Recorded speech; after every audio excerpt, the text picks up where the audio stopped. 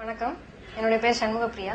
நான் வந்து இந்த 2009ல சிவில் சர்வீஸ் எக்ஸாம்ல 36th ரேங்க் வாங்கி கிளியர் பண்ணியிருக்கேன். நான் வந்து மனிதநேயம் இலவச IPS IAS கோச்சிங் சென்டர்ல படித்தேன். 2 வருடங்களாக எனக்கு இங்கே கோச்சிங் நடந்தது. 2008ல இருந்து 2010 வரைக்கும் நான் இங்கே படித்தேன். என்னுடைய முதல் முயற்சியிலே நான் இது வாங்கினதுக்கு காரணம் வந்து மனிதநேயம் அப்படின்னு சொல்றதுல ஒரு தப்பு கிடையாது. கண்டிப்பா அதுல வந்து பெரிய பங்கு இருக்கு மனிதநேயத்துக்கு. மனிதநேயம் அப்படின்றது வந்து ஒரு அறக்கட்டளை. அது வந்து உங்களுக்கு இலவசமாக உங்களுக்கு பயிற்சி கொடுக்கறதுக்காக தொடங்கப்பட்ட ஒரு மையம். மனிதநேயத்துல வந்து உங்களுக்கு வந்து நேரடியா அந்த கல்வி அப்படின்ற ஒரு கான்செப்டை தாண்டி மனித நேயம், அதாவது பிறருக்கு உதவி செய்யறது, மற்றவங்களை வந்து நம்மள மாதிரி நினைக்கிறது, ஒரு அர்ப்பணிப்பு வாழ்க்கையோட வாழ்றது. அது நீங்க வந்து ஒரு IAS ஆகலாம், IPS ஆகலாம், ஏதாவது ஒரு சிவில் சர்வெண்ட் ஆகலாம். பட் அதுக்கப்புறம் நீங்க என்ன பண்ண போறீங்க உங்களோட வாழ்க்கையில, உங்களோட கெரியர்ல, how you are going to carry yourself, நீங்க எப்படி உங்களை நடத்த போறீங்க, மற்றவங்களுக்கு நீங்க எப்படி பிரசன்ட் ஆக போறீங்க, அந்த மாதிரி ஒரு சில விஷயங்கள்லாம் வந்து மனிதநேயத்துல சொல்றாங்க. அதுல வந்து முதல் விஷயம் வந்து அர்ப்பணிப்பு வாழ்க்கை. நீங்க உங்களோட சர்வீஸ், உங்களுடைய நாடு, அதுக்காக வந்து நீங்க வாழணும். அதாவது ஒரு குறிப்பிட்ட ஒரு குறுகிய வட்டத்துக்குள்ள நீங்க உங்களை சுருக்கிக்காம எந்த ஒரு சாதி, இனம், மொழி அதெல்லாம் கடந்து நீங்க வந்து உதவி செய்யணும்.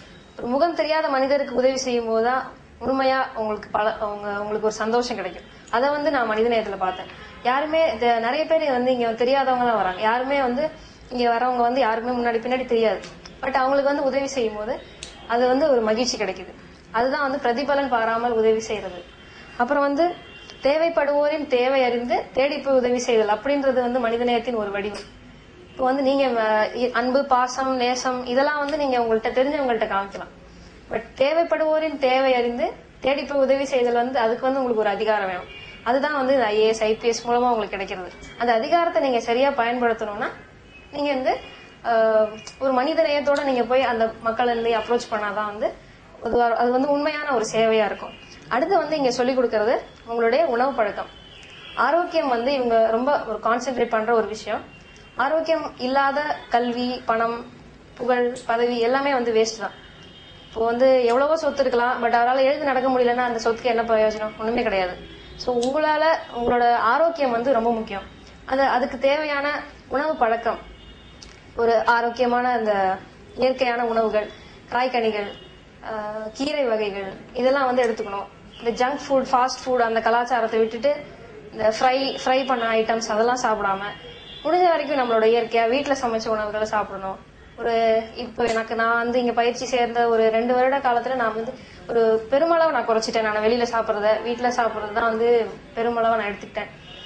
அப்புறம் வந்து உணவு பழக்கத்தை தவிர சாப்பிட்ட உணவு ஒழுங்கா செரிமானம் ஆகுதா, அதுக்கு வந்து நம்ம தேவையான பயிற்சிகள் எடுக்கணும். ஒண்ணு வந்து உடற்பயிற்சி, அது வந்து யோக பயிற்சி, தியானம் பண்ணலாம். உங்கள் உடலை, உங்கள் மனதை ஒருமுகப்படுத்துறதுக்கு உங்கள் உடல் பயிற்சியும் யோகா, தியானம் எல்லாமே தேவைப்படும். யோகா வந்து ஒரு ஹோலிஸ்டிக் அப்ரோச் மாதிரி உங்களோட பாடியை வந்து ஃபிட்டா வச்சுக்கிறதுக்கு. எல்லா ஒரு சைட்ல இருந்து பார்க்கும்போது நீங்க வந்து ஃபிட்டா இருக்கணும்னா நீங்க யோகா பண்ணலாம். உங்களுடைய வெளி உறுப்புகள், உள் உறுப்புகள் எல்லாத்துக்குமே அதனால ரத்த ஓட்டம் வந்து சீரா போகும். யோகா வந்து மிக சிறந்த ஒரு பயிற்சி. அதுவும் இங்க இலவசமா கத்துக் கொடுக்குறாங்க. உங்களுக்கு இப்போ ஆங்கிலத்துல உங்களுக்கு வந்து ஏதாவது பேசுறதுக்கு ஏதாவது தங்கு தடை ஏதாவது இருந்ததுன்னா, நீங்க தமிழ் மீடியத்திலேயே படிச்சிருந்தீங்கன்னா, உங்களுக்கு இங்கிலீஷ்ல பேசுறதுக்கு எழுதுறதுக்கு கஷ்டமா இருந்ததுன்னா அதுக்கு தனியா நீங்க கோச்சிங் தராங்க. சப்ஜெக்ட் எக்ஸ்பர்ட்ஸ் கூட்டிட்டு வருவாங்க. உங்களுக்கு ஒரு வேர்ல்ட் ட்ரேட் ஆர்கனைசேஷன் பத்தி ஏதாவது உங்களுக்கு இப்போ திடீர்னு ஏதாவது ஒரு சந்தேகம் வந்ததுன்னா எங்களுக்கு வந்து அதுல வந்து இந்தியாவை சேர்ந்த ஒரு சில எக்ஸ்பர்ட்ஸ் கூட்டிட்டு வந்து எங்களுக்கு கிளாஸ் எடுத்தாங்க, விளக்கம் சொன்னாங்க. அந்த மாதிரி எந்த ஒரு சப்ஜெக்டா இருந்தாலும், இப்போ ஸ்பேஸ் சயின்ஸ் பத்தி எங்களுக்கு தெரிஞ்சுக்கணும், அதை பத்தி இன்டர்வியூல ஏதாவது கேள்வி கேட்பாங்க அப்படின்னா அதுக்கு திரு மயில்சாமி அண்ணாதுரை அவர்கள் வந்தாங்க. அந்த மாதிரி ஒரு ஃபீல்ட்லயும் உங்களுக்கு ஏதாவது ஒரு எக்ஸ்பர்ட் கூட்டிட்டு வந்து உங்களுக்கு கிளாஸ் எடுப்பாங்க. இன்னொன்னு வந்து அந்த ப்ரொஃபசர்ஸ், காலேஜ் ப்ரொஃபசர்ஸ் வச்சு உங்களுக்கு கிளாஸ் எடுக்கிறது. இன்னொன்னு வந்து ஏற்கனவே இந்த சிவில் சர்வீஸ் தேர்வு எழுதி பட் அவங்களால அது கிளியர் பண்ண முடியல அப்படின்னா அவங்க என்ன தப்பு பண்ணாங்க அப்படின்றத சொல்லிக் கொடுக்கறதுக்கு தனியா அந்த கிளாஸ். ஸோ அது வந்து உங்களுக்கு வந்து கரெக்டான ஒரு அப்ரோச். நீங்க வந்து அந்த மாதிரி போனீங்கன்னா you will create a mistake. அதனால நீங்க வந்து இந்த மாதிரி படிக்கணும் அப்படின்னு அவங்க வந்து உங்களுக்கு ஒரு எக்ஸ்பீரியன்ஸ் கைடு மாதிரி பண்ணுவாங்க. அடுத்தது வந்து நீங்க இலவசம் அப்படின்ற ஒரு கான்செப்ட் வரும்போது அது வந்து தரமா இருக்குமா அப்படின்ற உங்களுக்கு ஒரு சந்தேகம் வரலாம். பட் இது வந்து இலவசத்தோட தரம் அப்படின்றது சேர்ந்ததுதான் மனிதநேயம். ஏன்னா மனிதநேயம் அப்படின்ற பேர்லயே வந்து அந்த பயிற்சி மையத்தோட தரம் தெரியுது. இல்ல வேற ஏதாவது ஒரு பேர், ஒரு ஆளோட பேரோ இல்ல ஒரு ஊரோட பேரோ வச்சு அவங்க ஆரம்பிச்சிருக்கலாமே, ஏன் மனிதநேயம் அப்படின்னு வச்சு ஆரம்பிச்சாங்க?